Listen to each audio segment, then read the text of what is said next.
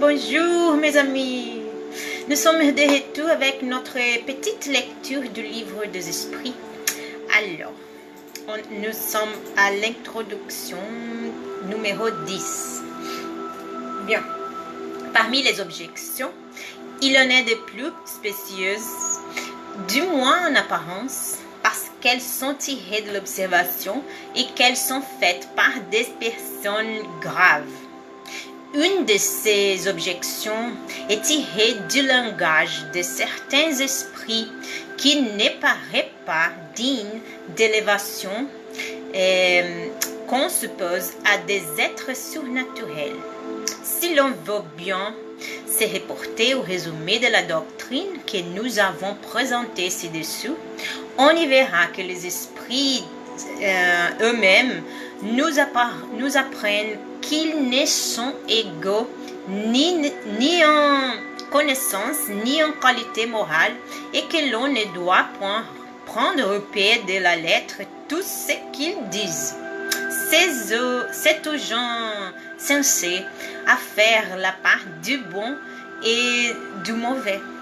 Assurément, ceux qui tirent de ce fait la conséquence que nous n'avons à faire qu'à des êtres malfaisants, dont l'unique occupation est de nous mystifier, non pas connaissance des communications qui ont lieu dans les réunions ou ne se manifestant que des esprits supérieurs.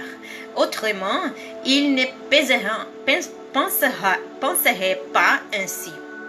Il est fâcheux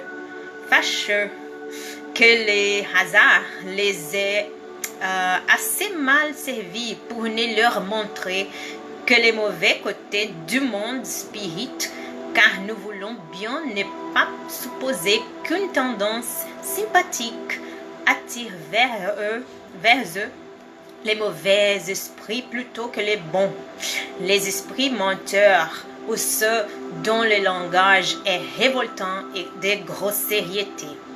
On pourrait tout au plus en conclure que la solidité de leurs principes n'est pas assez puissante pour écarter le mal et que trouvant un certain plaisir à satisfaire leur curiosité à cet égard, les mauvais esprits en profitent pour se glisser parmi eux, tandis que les bons s'éloignent. Juger la question des esprits sur ces faits serait aussi peu logique que de juger le caractère d'un peuple par ce qui se dit et se fait dans l'assemblée de quelques étourdis ou des gens mal famés qui ne fréquentent ni les sages ni les gens sensés.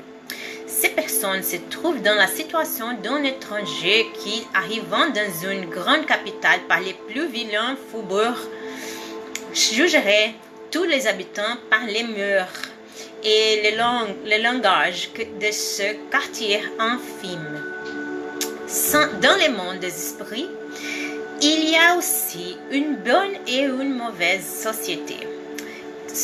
Que ces personnes veulent bien étudier ce qui se passe parmi les esprits d'élite et elles seront convaincues que la cité céleste renferme autre chose que la liée du peuple. Mais, disent-elles, les esprits d'élite viennent-ils parmi nous? À cela, nous leur répondrons. Ne restez pas dans les faubourgs.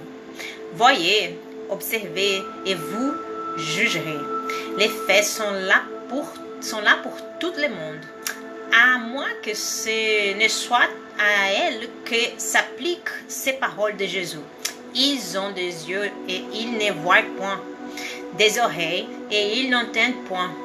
Une variante de cette opinion consiste à ne voir dans les communications spirites et dans toutes les fêtes matérielles auxquelles elles donnent lieu que l'intervention d'une puissance diabolique nouveau proté qui revêtirait toutes les formes pour mieux nous abuser. Nous ne la croyons pas susceptible d'un examen sérieux. C'est pourquoi nous y arrêtons pas. Elle se trouve réfutée par ce que nous venons de dire. Nous ajouterons seulement que s'il en était ainsi, il faudrait convenir que le diable est quelquefois bien sage, bien raisonnable et surtout bien moral, ou bien qu'il y a aussi de bons diables. Comment croire en effet que Dieu ne permette qu'à l'esprit du mal de se manifester pour nous perdre, sans nous donner pour contrepoids les conseils des bons esprits, S'il ne le peut pas, c'est impuissance. S'il le peut et ne le fait pas, c'est incompatible avec sa bonté. L'une et l'autre supposition serait un blasphème. Remarquez qu'admettre la communication des mauvais esprits, c'est reconnaître les principes des manifestations. Or, du moment qu'elles existent, ce n'est peut-être avec la permission de Dieu. Comment croire sans piété qu'il ne permette que le mal à l'exclusion du bien? Une telle doctrine est contraire aux plus simples notions du bon sens et de la religion. Alors, enfin, ici, nous avons terminé notre lecture pour aujourd'hui. Que Dieu vous bénisse tous. Un bisou. À la prochaine.